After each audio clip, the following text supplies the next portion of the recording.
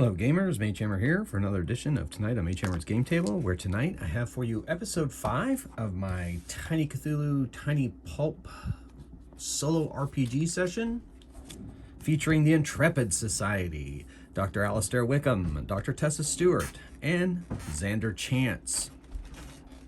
Basically, this is a campaign that takes place in 1926, and I use the Tiny Pulp variation rules out of the Gallant Knight Games Tiny Cthulhu, designed by Alan Barr. These rules are in here. This is a printout part of that PDF. Keep them here for handy reference. And the Intrepid Society is a organization based in London, England, which as of right now has 3 members, as I've just introduced. And they go about the world searching for artifacts and doing various other adventures that involve pulp type scenarios. And to do so, I am using the excellent Inkwell Ideas side quest deck, Pulp Adventures. Each of these cards has an adventure outline and a map that allows you to run an evening's one-shot adventure. I found this to be extremely inspiring for me for this series. If you've seen the first 4 episodes, you know what I'm talking about. And so that's my quick preamble. And from here, we're going to get into tonight's story. So in our last episode, the Intrepid Society was asked to go search for a ancient Japanese artifact to keep it out of the hands of those that would use it for ill. But in the end, they met with stiff resistance and ended up in the hospital. So they didn't quite completely succeed at their mission. Thus is the way sometimes with such adventures. And the Intrepid Society, though, is not going to let that stop them, and they're going to continue on their way. So this adventure happens several months after, where they have had plenty of time to recover and get themselves healthy. And then I'm going to go through the deck. I'm going to roll dice, go through the deck. Each of these scenarios is numbered. I believe it's like 1 through 68. And then there are additional like brief adventure overviews for, but I'm staying away from those. I'm going with the ones that are fully fleshed out and have a map. So let's see where the Intrepid Society goes tonight after their several months convalescence. And we've got 47. Do do do do do do do do do do do do do do do do do do do do. Da dee da da da da dee da da dee da do do do da da da ding da ding ding dun dun dun dun. All right, what do we have here? All right.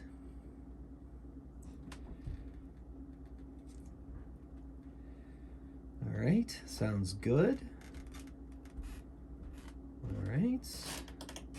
Yes, so the adventure is called Silver City, and I'm going to briefly look over the story beats and decide the best way to go about it for the needs of my story.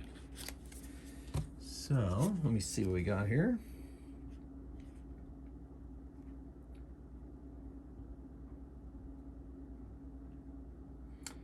Okay. Nice.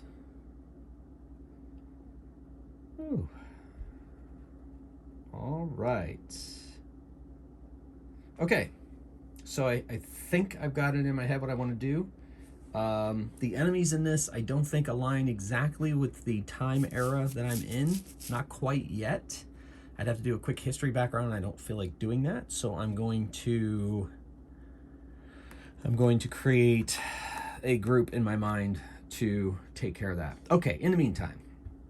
So the Intrepid Society are relaxing at their mansion, training, going through studying, just keeping themselves sharp for the next adventure that may come their way, looking for opportunities to go out into the world and help society and civilization keep its many treasures safe and out of the hands of those that would use them for harm. When there is a knock on the door, Wickham's butler answers the door, comes in and announces, "Yes, sir, there is a Mr. Meacham to see you. Oh, show him in. Comes into the sitting room. Dr. Stewart is there, Dr. Wickham is there, and Xander is there sharpening his machete. And they are at tea currently, which I believe in England is 4 p.m. And they're having tea, and a elderly man walks in with a cane, dressed in a smart black and white suit, and he comes in and says, "Hello, I am Dr. Meacham, and I hail from France. Not originally from there, but that has been my home." Dr. Wicks is like, "Please, have a seat."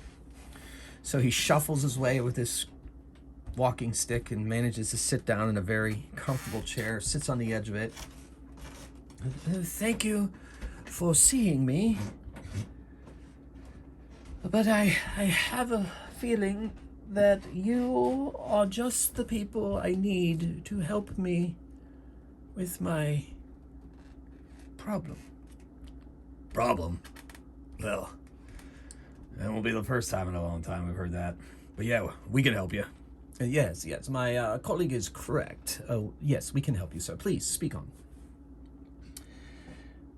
Well, I don't know if you've ever heard of the Jewel of Vincenza.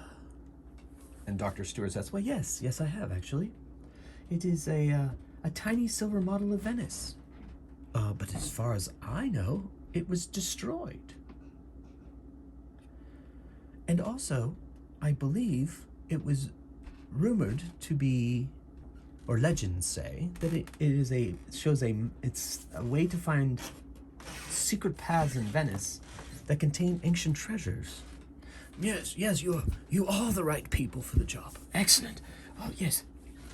Oh, sir, please, would you like some tea? Oh, yes, please. So the butler brings the man some tea, of course, without even being prompted, because he's a proper butler. And Mr. Meacham says, "Yes, well, I have a map here." And he brings out his shaky hand and presents a map to Dr. Wickham. Wickham takes it. "I found this map amongst my grandfather's things, and it is a map that says that a jewel is hidden in a castle on the border of France and Italy, but it's currently occupied by a oppressive arm of the Italian government, and they are using it as a outpost, I suppose you could say, or a stronghold, but I'm not sure they know what they're sitting on. And this group is known as the Overlords. Yes, and they are a faction of the Italian government trying to gain political control, but have already recruited many of the military leaders on the sly in Italy. However, this particular castle, their people have established themselves there, and so a visit there to search for it would probably be risky. For I think these are the kind of people that stop at nothing to do horrible things to protect what they have. Well, yes, we are used to dealing with such things, aren't we?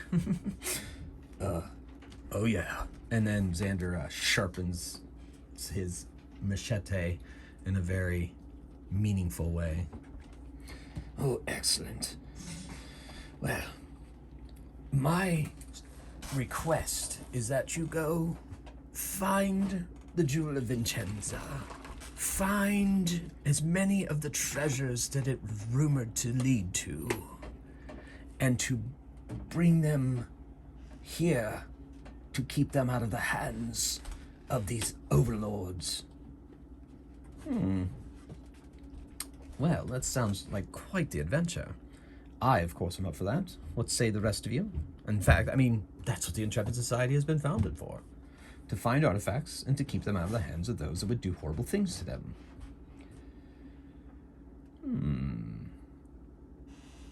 Excellent. Well,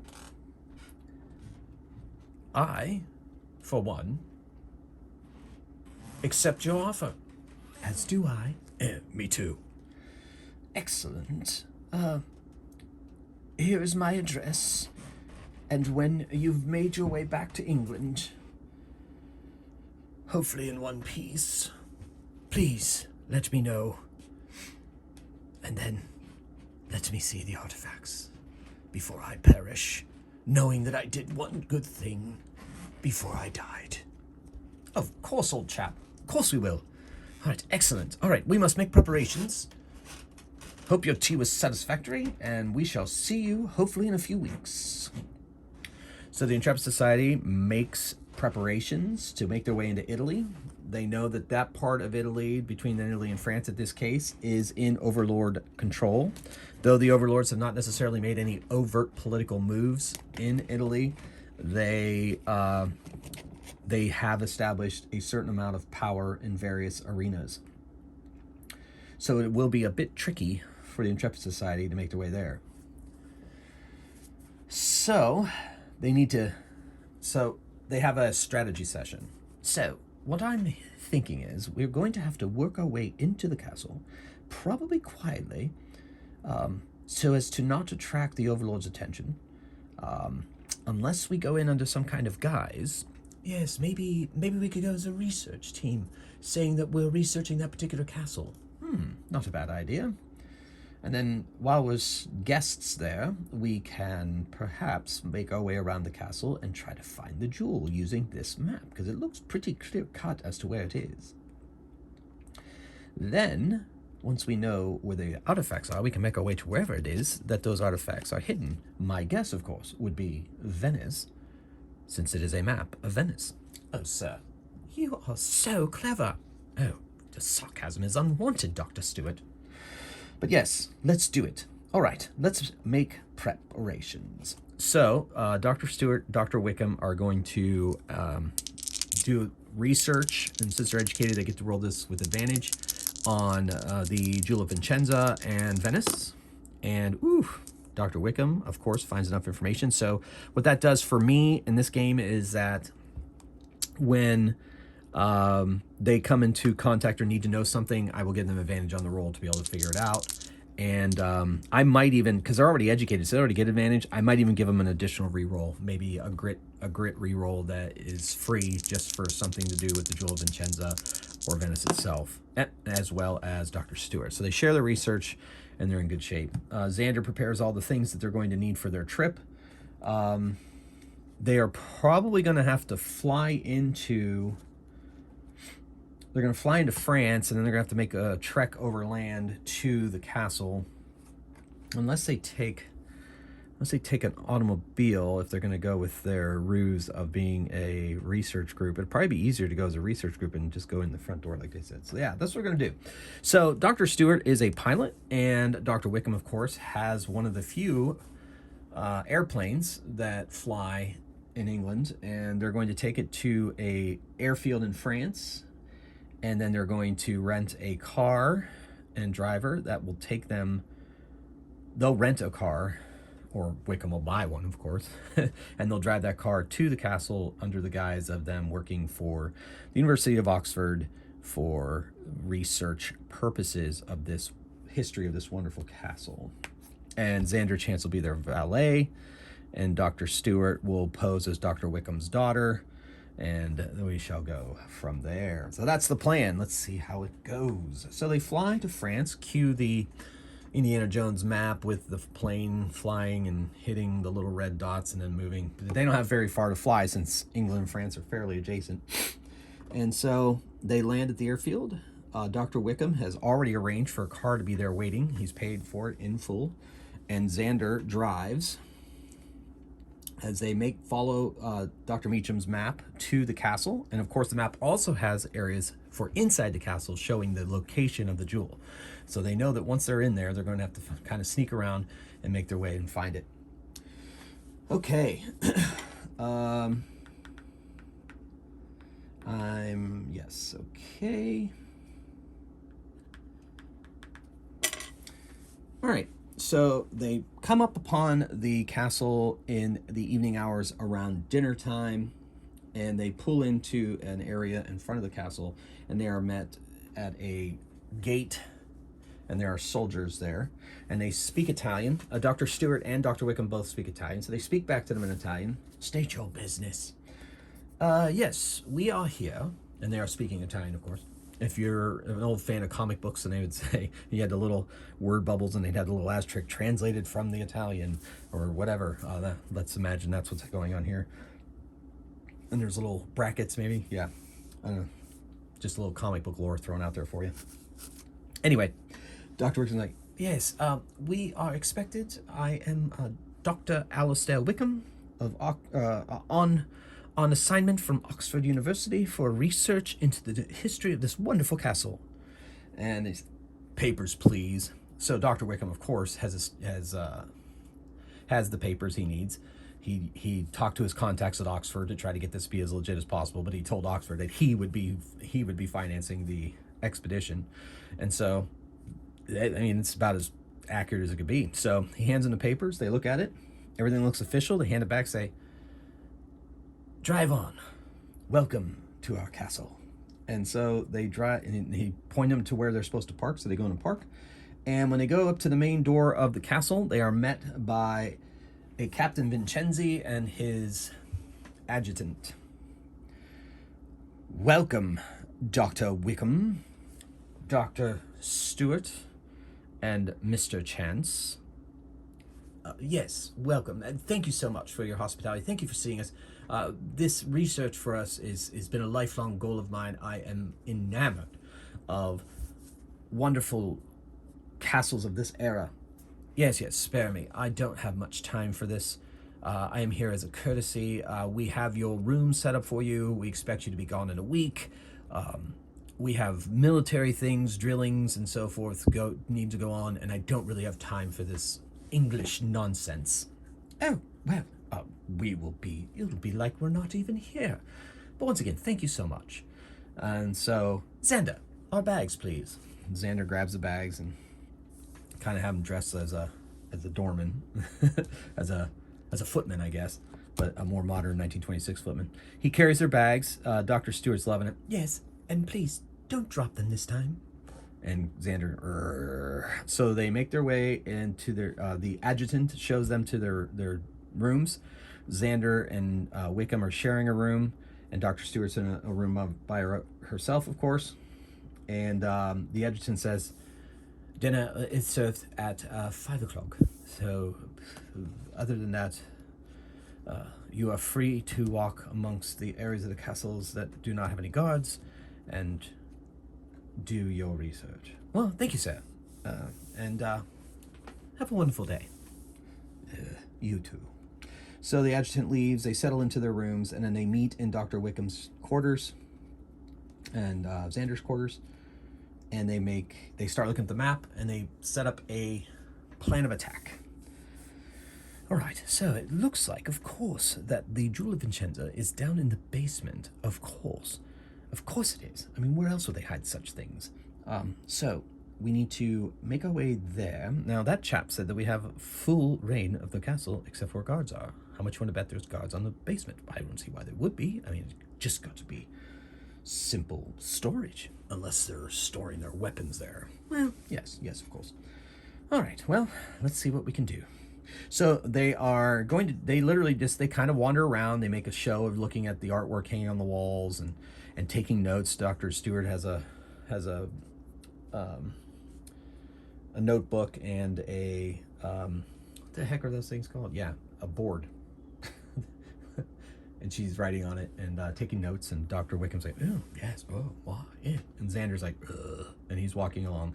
He has his machete inside of a long coat that he's wearing that's hidden. They also have their pistols. They are also wearing jackets or coats because it is a little bit cool in the castle and cool this time of year, to also hide their sidearms that they're carrying. And Xander does not have.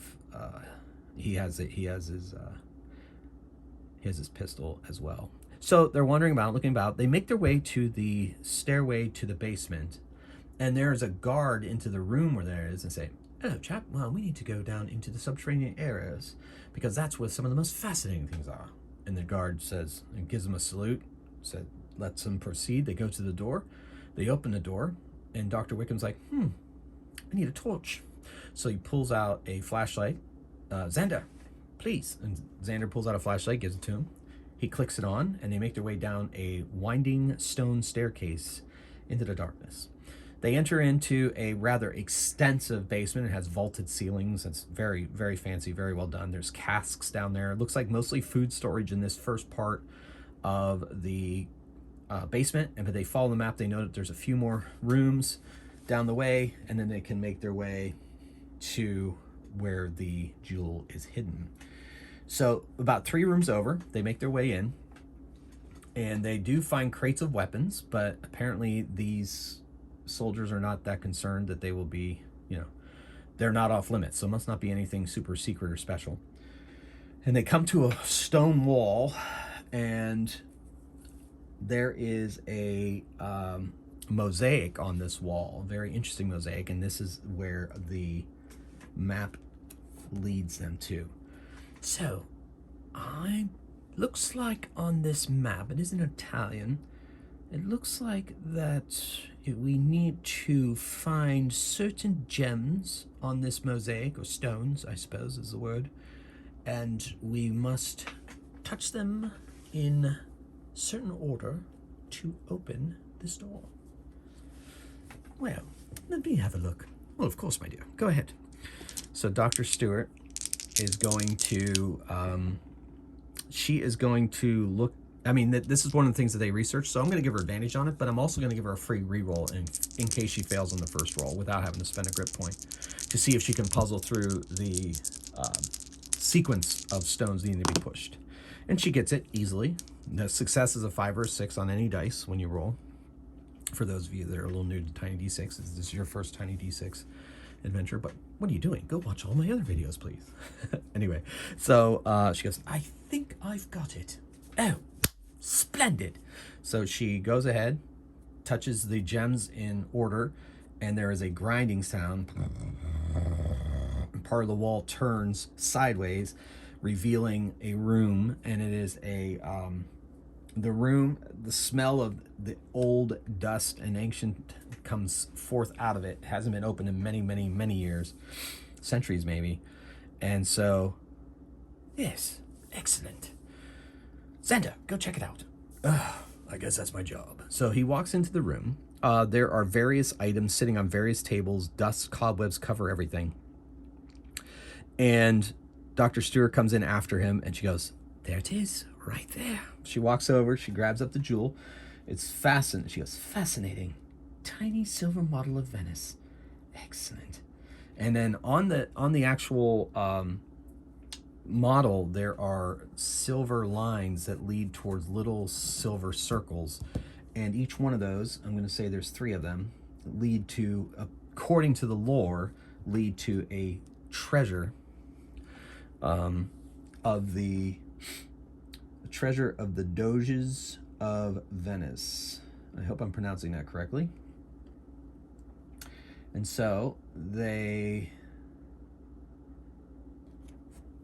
leave the room, looking around at all the other things in here. This thing seems to be the most interesting. So they leave. Dr. Wickham, or Dr. Stewart, retouches the stones, and the door closes back into place. They go back upstairs. They spend some time taking some notes. They eat dinner at 5. The captain is not very communicative. He still resents the fact that these people are here, but he knows that his organization is receiving money to allow this research to continue. And Dr. Wickham's like, Captain Vincenzi, we think we found everything we need. So much of this castle, the basement area is the part we really needed to see, and I think we found, what we need to see. So I think we're going to spend about another day here, formalize our thoughts, and then we'll be out of your hair. Excellent. That's much better than I had thought it was going to be. Well, yes, of course. It is truly a beautiful castle, though. Your government is lucky to have such a wonderful place. Yes, we take our heritage very seriously. Yes, of course, of course. And this food is delicious. So they spend the next day or so here, and then taking notes, putting on the sham of doing research, interviewing various soldiers and people that are there as servants to the soldiers and the overlords, and then they leave and they make their way to now they need to make their way to Venice. But now entering into the border of Italy, where at this time the overlords are starting to gain more and more power, might be a bit tricky.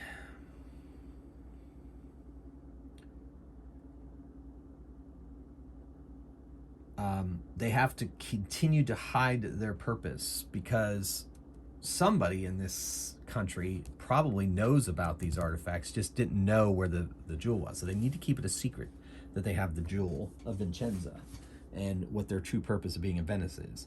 So Dr. Wickham is coming, he's going to suggest that they are researchers, again from Oxford, that are here to study the architecture of Venice. So they brought several books on Italy with them. So as they make their way across country to Venice, they are going to research and try to gain... Dr. Wickham doesn't really find anything in the books that he needs. Dr. Stewart, she does, however. So she's good to go if they need to make some kind of check on the roads of Venice or the areas of Venice, or she knows Venice basically at this point. And she can help. She'll have advantage on checks that navigate the city, while Wickham or Chance, if they get separated or they need to go on their own, then they're only going to have a standard test, which is 2 dice. So that's good to know. So they find themselves in Venice, the city of canals. It's beautiful. They park their car at a hotel, a rather extravagant hotel, because Wickham can afford it, and they get 2 rooms. Xander and Dr. Wickham are in one room, 2 beds, and Dr. Stewart, of course, will be in her own room, paid for by Wickham himself. And then in the next day, they're going to go down and start searching the city, following the map of Vincenza, the Jewel of Vincenza. Okay, so I guess I think all of these cards are based on real things, but I'm not going to take the time to research this thing. I'm just going to kind of make it up for my own self. There are 3 treasures that they need to find, and hopefully they can find them within the time that they need to. And I think they're going to be, we're going to call them, let's see, give me a pencil.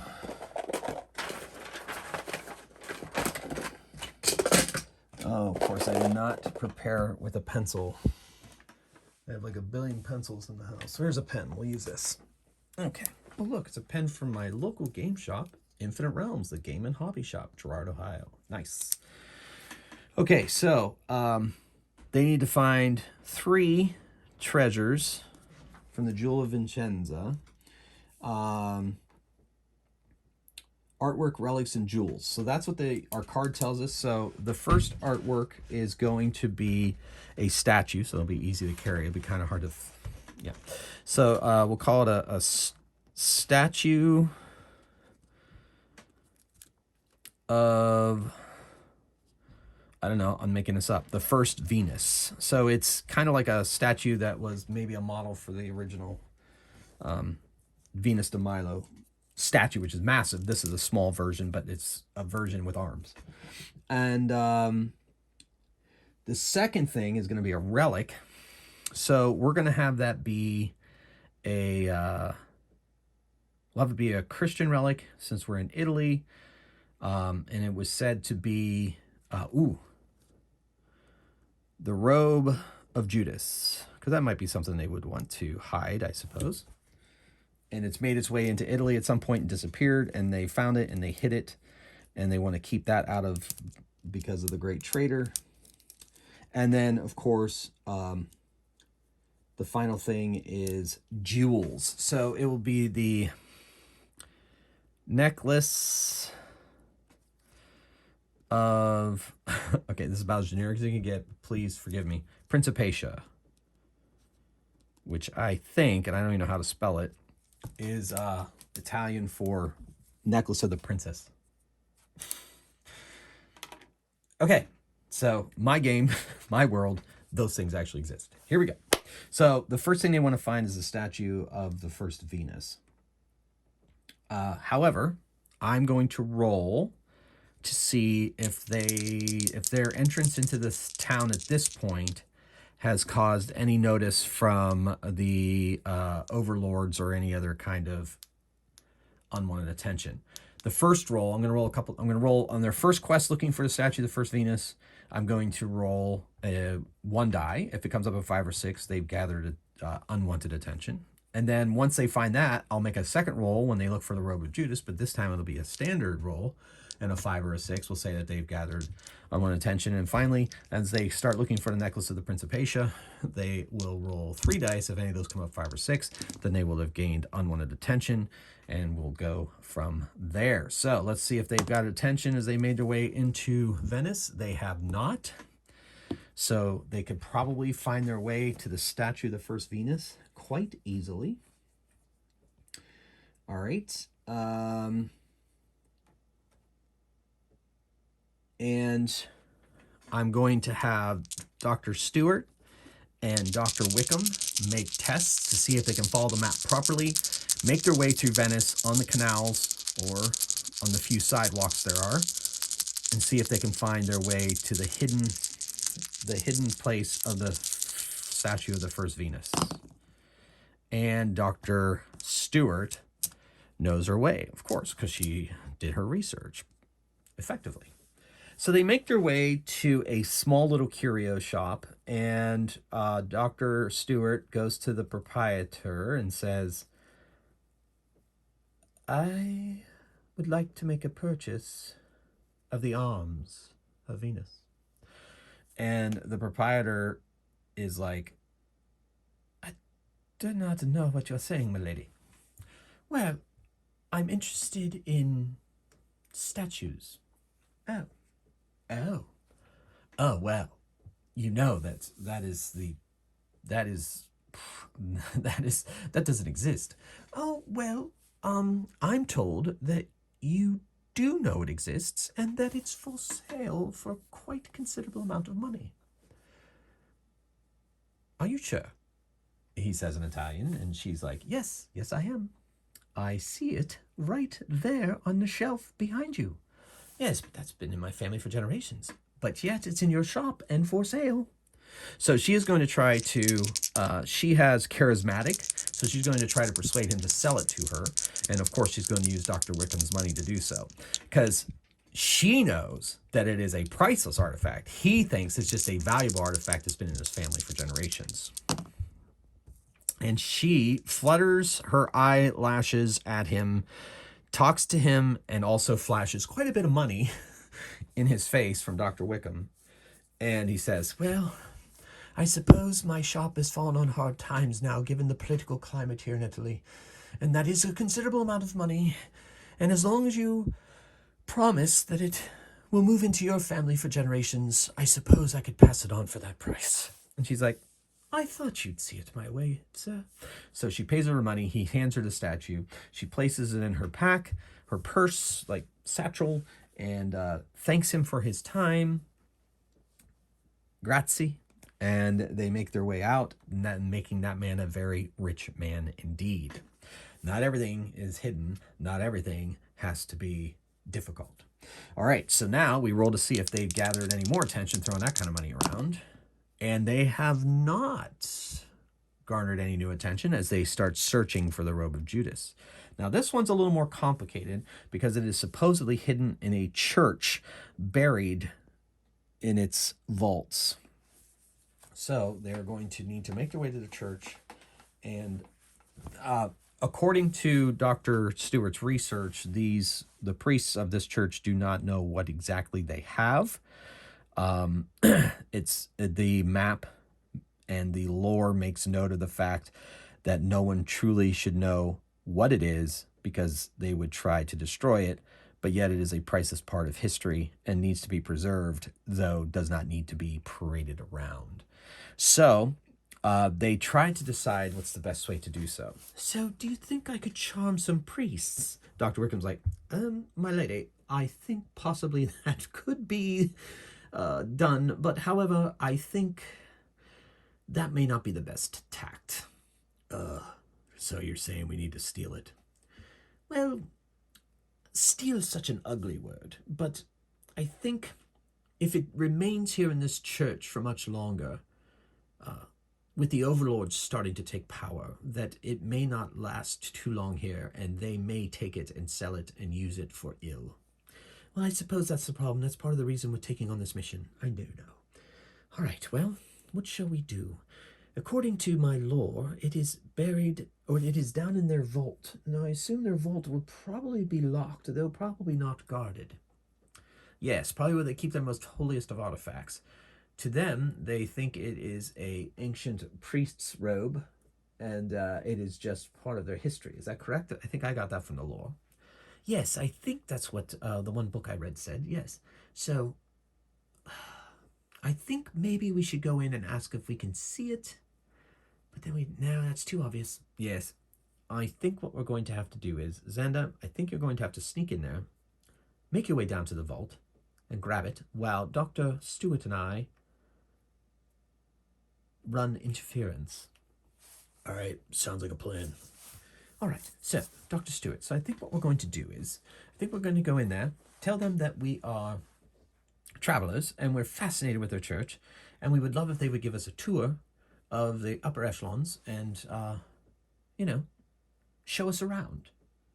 I can play the arrogant Brit pretty easily. Oh, yes, you can. Careful there. All right, let's do it. And Xander, we'll have you sneak in the back door, go down into their basement, break into their vault, grab the robe of Judas, which you have a description of from the lore that Dr. Stewart has done, and bring it out and leave. And we'll meet up back at the hotel. All right, let's see. I'm going to need a crowbar in case it's locked up. All right, let's do it. All right, very good. Let's go. So they go. Dr. Wickham and Dr. Stewart enter into the church. It is breathtakingly beautiful, this church. They go forward. They light some candles. And they approach an acolyte who is there providing the candles. Hello, sir. Is your head priest available? I would like to speak with him. He is currently in meditation, but I will tell him... Oh, who shall I say is here? Oh, tell him is one of God's own, one of his children, Dr. Alistair Wickham. And this is my daughter, Dr. Tessa Stewart.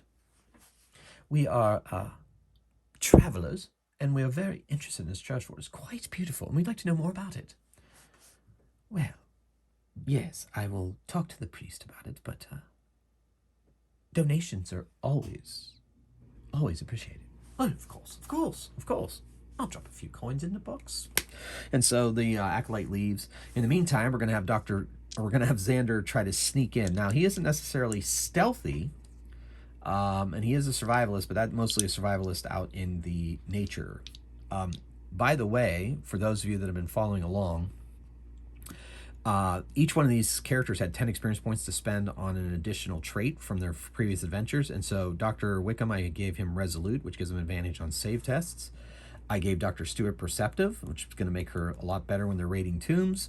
And I gave Xander Chance Strong because he's been working out lately. And so he may also need to use that to break his way into any vault that he finds. So he's got to sneak in through the door. Churches in this time era, at least in this part of Venice, rarely lock their doors. So he's going to try to open the door and make sure he's not being detected.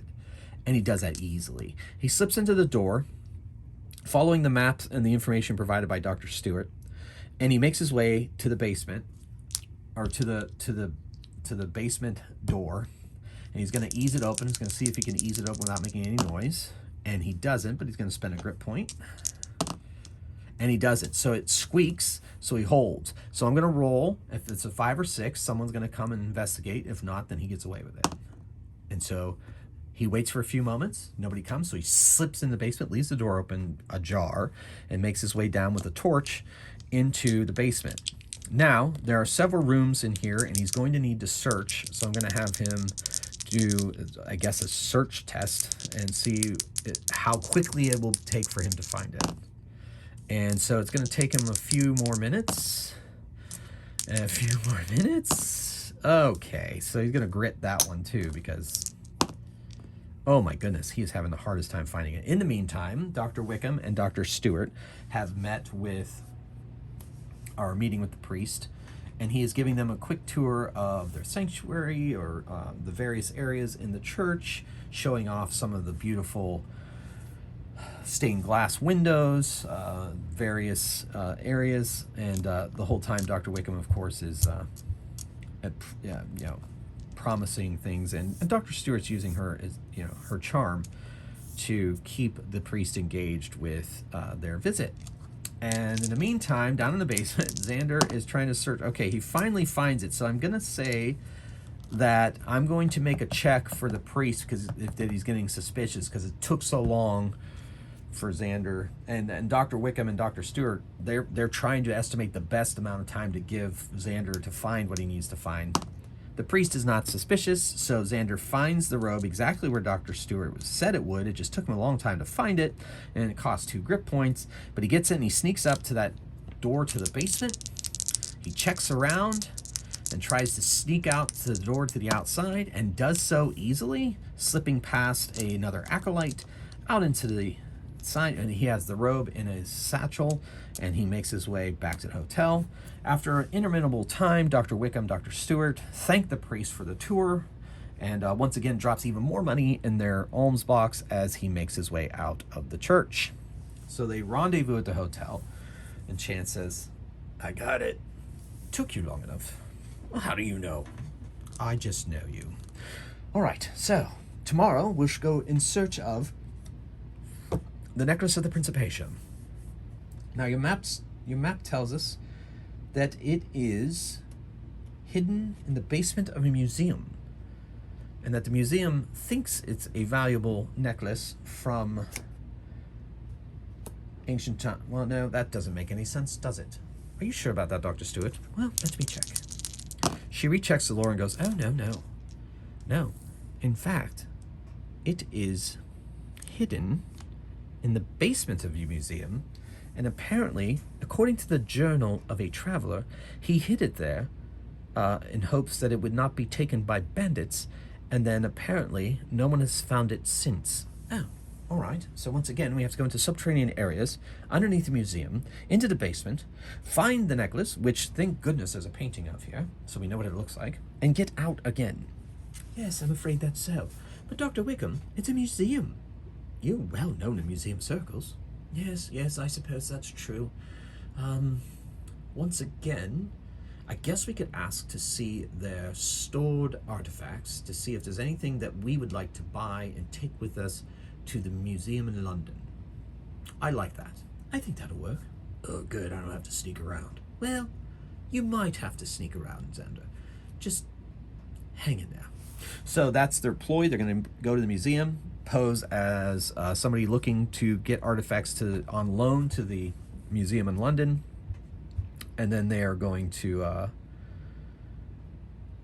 make their way down the basement and try to pocket the necklace of the Principation. Or heck, if the museum doesn't know what they have, they might even, if they even know they have it, they are going to maybe try to take it and say that that's what they want on loan and take it with them. Guess we'll find out. Okay, so they have a nice evening. They go to bed, and the next day up, refreshed, and ready to go to the museum. So they go to the Museum of Venice, and they go to the museum director. "Hello. Yes, we called ahead. I would, I sent a telegram, but either way, I am Dr. Alistair Wickham, and I am a buyer. Well, no, buyer's a strong word. I am a artifact consultant for the museum in London, and we were wondering if there are any kind of relics or other wonderful talismans that you have here that we could take with us back to London on loan, of course, or we are willing to buy, and we can add to our collections and make our museum that much better than it already is. Well, yes, sir. And of course, all this is in Italian. Yes, of course, sir. Yes, we do deal with other museums, usually through the. Well, no. I am the official representative for the museum at this time. The previous one is on sabbatical, so it's me now. Oh, well, all right. Well, what would you like to see? Well, apparently you have everything on display here. I assume you don't want to get rid of any of those. Maybe we can see what's down in the basement. Maybe we can see what you have in storage. I know us museums always have stuff in storage, and maybe stuff you're not using we could take and refresh it. Yeah, all right. So they takes them downstairs, and of course Dr. Stewart's batting her eyelashes, and they make their way down into their stairs area, and Xander's coming along, playing the role of driver and valet. And there is all kinds of stuff down in his basement, and so they don't exactly know where the necklace is, so I'm going to have all of them make perception checks. But now Dr. Wickham and Dr. Stewart are both perceptive, and they're going to be looking around, and the curator is showing them various things and talking. Dr. Stewart sees it. Dr. Wickham sees it. Xander does not, but he doesn't really know what he's looking for anyway. I don't know why I rolled. I guess he did take a look at the picture. And so so after he's talking about like a mummy, he's talking about that they have in storage down here, he's talking about different things, and Dr. Wick's like, what about that necklace right there? Oh, yes, that came to us. That's been in the museum for many decades. A collector brought it here and said that, it's kind of a donation. It has some kind of history. We haven't done too much research on it exactly. It seems to be a bit gaudy, if you ask me. Oh, well, we are starting a jewels and jewelry exhibit is in the works, and that would make an excellent choice of Italian craftsmanship. Well, I suppose. And Dr. Stewart's like, oh yes, that would be perfect, Dr. Wickham. What do you say, on loan? That's about as successful as a charismatic role could be. And I said, well, yes, of course. On loan, if you'd like to buy it. It's just been sitting in its basement for decades. And, museums need money to run. Well, yes, of course, old chap. I know exactly what you mean. Yes, I'd be willing to buy it for, I don't know, £10,000 English? Oh, I think it's worth 20,000. I don't. And then Dr. Stewart's like, oh, let's say 15,000. No, I'm going to stand firm on 20,000. Dr. Wickham's like, okay, no problem. I will send a check. And so, let's see. Do you have any other gems and jewels that we could take with us? Not really. Most of our stuff is on loan. We just thought this was a bit too gaudy for on loan or on display upstairs. I could show you on display upstairs. Oh yes, by all means. Let us see. Man, would you please box up the necklace and we shall take it with us? Yes, Dr. Wickham. So Xander walks over, puts the necklace into a velvet bag, puts it in his pouch. And then they go up into the museum. They look around. They see a few more gems. They take a few to make it look good that they're going to keep on loan. A couple more that Dr. Wickham buys and says, this trip is being quite expensive. And so they thank the museum curator for all of his attentions, and they make their way back to their hotel. And now they have garnered the attention of the authorities, asking too many questions in too many places. So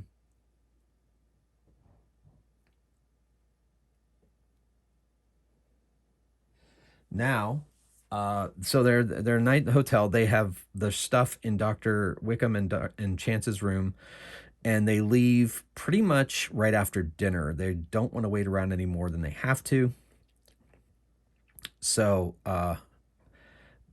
there's not many streets in Venice at this time, but there are some. So they're going to make their way down to the car once again, and Xander is going to drive, and they leave for dinner. And then as they're making their way through the city, they realize, well, let's see if they do realize. Yes, Dr. Stewart, Dr. Wickham, and not Xander realize they're being followed. I say, old man, I think we're being followed. It's only a matter of time, really. I can't believe we got away with what we got away with, as long as we got away with it. Yes. I wouldn't say easy, but it is a refreshing course of action where we didn't have to dig through some dusty old tomb. Yes. Yes, I agree 100%, Doctor. But right now, we may have some trouble. So, there are 2 cars following them. And they are starting to close with them. And I'm going to basically run this like... so they see suddenly... It's a little bit later in the night since it's after dinner, but the streets are still fairly crowded. The canals have boats still on them and so forth, lights shining various places. And suddenly, out of one of the cars, a car pulls up next to them and points and says, pull over, and they're dressed in military uniforms, and they're like, Xander's like, fat chance, and that's my name, and then he floors it, and they take off, and the 2 cars start to give chase through the streets of Venice. So basically, I think what I'm going to do is I'm going to have Xander make some driving tests, and then we'll see what happens from there. For now, he's okay with the driving. He is not necessarily... he does have daring now. Let's see if this counts for daring. Under daring, it's a archetype trait. Explores a reckless, suffer disadvantage when attempting to notice traps, ambushes, and other hazards on daring but risky course of action they are undertaking. So he's gonna have disadvantage if he needs to like see an obstacle in front of him, but then I'll have standard tests to be able to control the vehicle. And so they start driving away at a rather increased speed, and the overlords give chase. So the overlords, they don't care. They pull out pistols, and there's a pistol each so far in each car, and they open fire on the car. So we'll see if they hit. 2 shots. And since it's in a moving vehicle, I'm going to give disadvantage each of these shots. Ooh, a bullet does hit the car. I'm going to say that the car obviously is providing some kind of cover. I think I'll take every hit of the car. I will see if I'll roll a d6, and if it's a 6, just a 6, then it hits one of the characters. So it doesn't hit the character, but it hits the car. Then if it doesn't hit one of the characters, I think after 3 shots, I'll check and see if it hits something like a gas tank or something like that, or a tire. And I think that's what I'll do. That sounds like fun. So they're driving through the streets of Venice, and guns are blazing at them. Dr. Stewart's like, oh my, I don't know if I'd like to return fire in such a crowded town. I don't know what I'd do with myself if I harmed a bystander. Dr. Wickham's like, yes, but in the end, it may become necessary. Yeah, I'm trying here. All right, so Xander is driving. I'm going to have him make a drive test because he's increased and he's under fire. And he makes that test, so no problems, nothing to worry about. Then Wickham and Stewart are going to take evade action, so they're going to duck, I guess. So if they do get hit, they can make an evade test to see if they get it. Once again, gunshots fly at them. One of them hits the car. It does not hit them, so they don't need to make an evade test. All right, I think what I'll do is, I think I'll have him make 6 driving tests to be able to evade these his followers. All right, so that's his second test. So we'll track that with another d6 over here. So he's made 2 successful checks to evade the overlords as they chase them through the streets of Venice. Once again, they take the evade actions, and Xander's busy driving. Okay, so another bullet hits the car and does not hit anybody inside. That's the third one. Let's see if it hits anything. Nope, doesn't hit anything essential, so they continue driving. Going into the third drive test for Xander to escape. Oh, he fails that one. All right, so he needs to make 6 successful ones before he does that. Now, every time he fails a test, I'm going to roll a d6. On a 5 or a 6, he runs into an obstacle. No obstacle to avoid, so he continues onwards. All right, they take the evade actions. That was his third driving test. Gunshots. Another bullet hits and does not hit anybody inside, and it's not going to hit any of the things. So I make his fourth. Oh, he's only got 3 successful because he failed that. That's right. These will be successful drive tests. So he makes another one. He gets it. That's his 4th successful test as he's driving through the streets of Venice, driving around cars. Very primitive horns beeping at him. They take the evade test. Oh, no bullets hit the car. So he's going to make another drive test. And he makes it. So one more, and they will have evaded their pursuers. Their pursuers fire their pistols, and then one of the pursuers gets desperate and fires a submachine gun. And one of the bullets hits the car and hits one of them. Now I'm going to roll a d6, 1, 2, 3, 4, 5, 6. And if it hits either of them, they get to make an evade action. Oh no, it hits Xander. This could be bad. So Xander is taking a point of damage. And I'm going to make him take another drive test to keep control of the vehicle since he took a hit. And he fails it, so he's going to spend a grip point. And he makes it, maintains control of the vehicle. And now he has to make he's got to make another drive test to try to, and he does make his 6th successful one. He makes his way around some traffic. He breaks his way through a traffic jam, and that traffic jam prevents the other cars from following him, and they make their way out into the countryside around Venice. So a car chase indeed. So they make their way towards the airfield. They make their way out of Italy, but as they come to the border, I'm going to roll to see if the border has gotten word to be on the lookout for them. I'll make a standard test, and on a 5 or 6, they have people waiting for them. Nobody is there yet, so they make their way across the border in a way that they avoid the overlord's attention. They make their way to their plane. And let's see if there's anybody waiting for them at their plane. There is. Well, the Intrepid Society. We cannot allow you to leave with whatever it is that you've taken from our country. Oh, sir, we're just simple scholars traveling the world. No, I don't think so. So there is Captain Vincenzi and 2 of his, well, let's say, this could get ugly. We're going to say he came with a squad of 5 soldiers that are loyal to him. So there's 5 of them. They all have submachine guns, and he has a pistol. And they are by their car, which they can use for cover.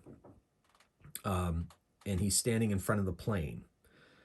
So Dr. Wickham's like, well, maybe we can come to some kind of agreement. What we are doing in your country is not really related to what your aims are. I disagree. Well, I think your group would benefit greatly from financial backing. I don't think any money is worth you taking valuable historical pieces from our country. Well, I think so. Dr. Stewart's like, no, I think any donation to your organization would be of benefit. And he starts to fold in the face of her charisma, Vincenzi. He's like, but he shakes it off. I'll give him a save test. He doesn't shake it off. He's a bit enamored. See, if Dr. Wickham helps you with your finances, then there's no need for any of this to go any further. I don't know. I think my history might be more important. So she's going to try to, but sir, think of the money. And he makes a save test, and he makes his save test this time. And he's like, no. Hand over whatever it is that you have, or we will take it from you. Well, sir, I don't think we can do that. So we are at a standoff. I have the upper hand. Yes, but we are the Intrepid Society. What does that mean? It means... I'm not sure. Xander, what does that mean? It means this. And he takes a shot at the captain. And hits the captain. Okay. And they've got... he's got 5 men and himself there.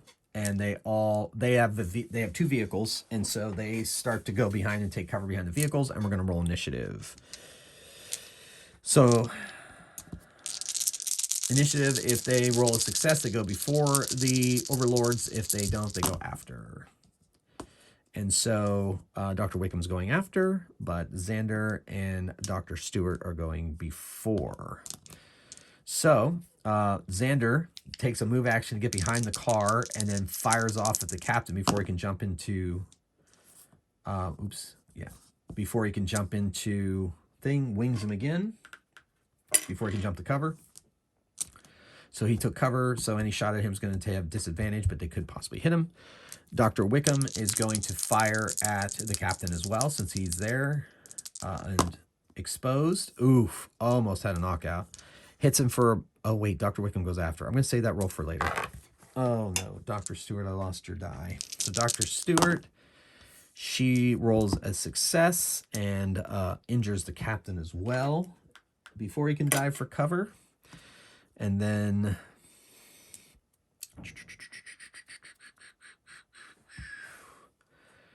Now they go. Dr. Wickham is not gone. Oh, Dr. Stewart, instead of a second shot, she's going to jump behind the car as well. So Dr. Wickham is standing there available. Now, the way that I run... How do I run submachine guns in this game? I'm not sure. I think they're just heavy weapons.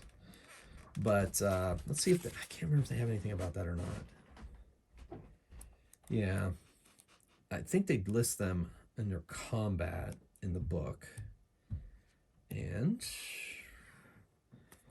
range weapons only have 1 shot, must be reloaded, being fired. Heavy melee weapons, attack near range, suffer disadvantage. Heavy weapons include their cinematic ammo. So basically what I'm going to do is, I guess since they are... I think what I'll do is, just for fun, I'm going to experiment with it, like a house rule. I'm going to have like a submachine gun and a full spread of bullets. They'll roll 3 dice, but hit only on 6s. Sure. So Dr. Wickham, so he gets hit. Now, should I have him get hit twice? Should each one of those be a bullet? Yeah, let's get crazy. I mean, submachine guns, sure. So house ruling in on the fly. Love it. Dr. Wickham takes 2 damage. Another one takes a shot at Dr. Stewart. Now, she has cover. So I think since they already technically have disadvantage with each bullet, but they get 3 bullets, and it's super disadvantage because it has to hit on a 6, I think what I'll do is I'll have the cover act as an evade action. So one of the bullets may hit her, and it does. It wings her behind the car. So she takes a point of damage. She's down to 7. And we'll have somebody take a shot at Xander. And once again, one of them hits. He makes an evade action because he's under cover of the car. And he also takes a point of damage. So he's down to 8. All right. I think that system's working. We'll see. Because submachine guns, I mean, they're a thing, right? So now Dr. Wickham, he jumps behind the car and takes a shot. And they all have taken cover behind their vehicles and are firing from there as well.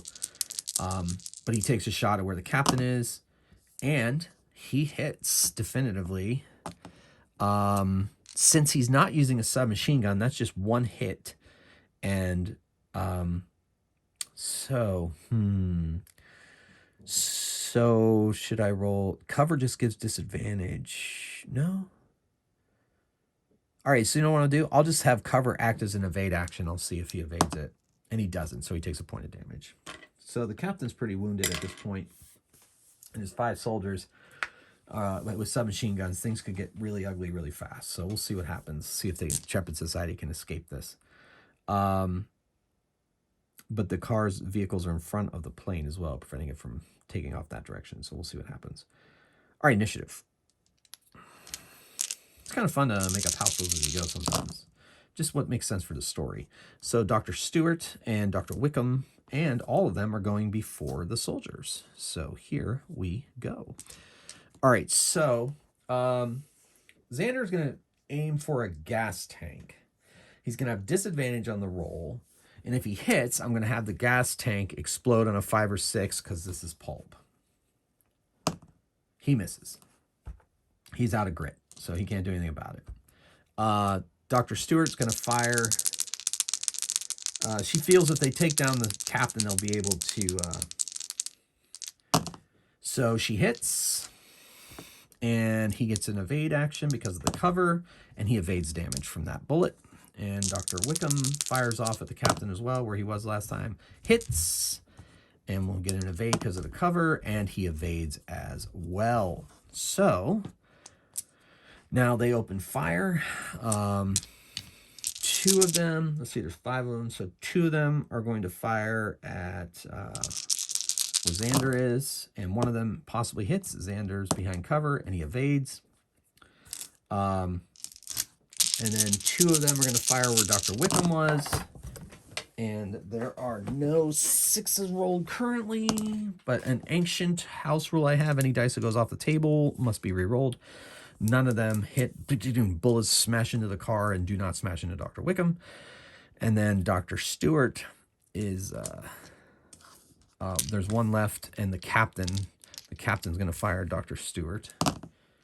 And... hits, and she needs to evade because she has cover, and she does. Good. And then the submachine gun, each one of these... Okay, so one of them hits, and she's going to evade because of cover, and she does evade. So bullets flying all over the place, slamming into the car. And so that was all of them. So we're going to roll initiative to see who goes first here. And Dr. Stewart only is first. Dr. Wickham and Xander are going after. Dr. Stewart fires towards where the captain is. And it's a cinematic knockout. But because he's behind cover, I'm going to give him an evade. If he fails the evade, he goes down. And he makes the evade. He does not go down. Woo! Lucky Captain Vincenzi. All right, so now they fire back. 2 sets at Xander. 2 of the bullets make it through.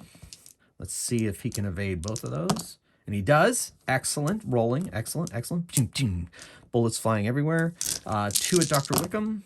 1 makes it through. Dr. Wickham does not dodge. He takes another hit. Gets winged. And then let's go to the captain fires at Dr. Stewart and does not hit. And submachine gun fires. Oh my gosh. 2 bullets possibly are hitting her. She needs to evade both. And she evades 1, but takes another one. So she goes down to 6 hit points. And Xander now and Dr. Wickham will get their shots. Xander is going to aim at the gas tank of the one that has 3 guys behind it, not the captain. And he hits. He hits that gas tank. Now, on a 5 or 6, the gas tank is going to explode. It does not explode. But we'll say it goes through the gas. Well, let's just say he aimed at the gas tank. That's good enough. All right. But he does get a second action. So he's going to take another shot. And now that there's gasoline falling out of the gas tank, see if it explodes. All right, so he hits it again. Let's see if a spark ignites it. I'll say it's a standard test this time because he's actually opened it up. And boom, it's going to explode. And it takes out the 3 guys that were by the car. Knocks them down. Some are on fire. Some are knocked out. Maybe one is worse shape than that. Okay, Dr. Wickham is going to spend 2 grit points to roll a D6 or D3 more hit points. He gets 2 more hit points. He's back up to 5, and he's going to use his gun to fire off at where the captain is. So the captain and one of his men are behind one of the trucks that's not on fire. And he hits, and because of the cover, he does not evade. The captain takes another hit, still up and running. Now we're going to roll. Okay, so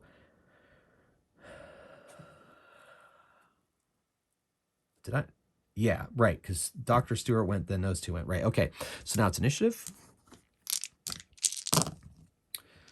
and nobody goes before the bad guys. So the captain and his remaining soldier are making a last-ditch effort to prevent these interlopers from escaping their country with whatever artifacts they're trying to take out of here. He's at 7. She's at 6. He's at 5. Okay, so none of them. So the captain is going to fire. The captain is very angry at Xander since he managed to blow up 3 of his men. So he's going to take a shot at him. And he does hit. Xander gets an evade because of the cover he's behind, and he evades. And then submachine gun. I'll just roll randomly to see which one. And he's going for Xander because 1, 2, 3, 4, 5, 6, because Xander blew up his buddies. And none of the bullets penetrate the car. So now they get to go. Xander takes a shot, misses. Dr. Wickham takes a shot at the captain, hits. See if the captain can evade because of his cover, and he does not, and he goes down. And then,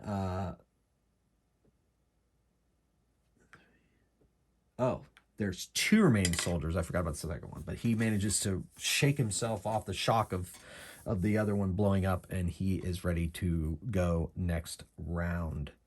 And then Dr. Stewart, she takes a shot at one of the guys that are left. She hits. He has cover. Let's see if he evades, and he doesn't. So he takes a point of damage. So we're down to 2 soldiers. They decide, since the captain's down and 3 of their buddies are down, that they're going to pull their buddies into their vehicle and the captain's body, or if he's conscious, and they're going to drive away.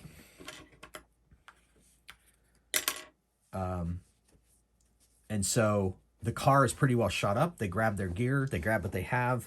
They've been carrying everything on them anyway, and they make their way to the plane.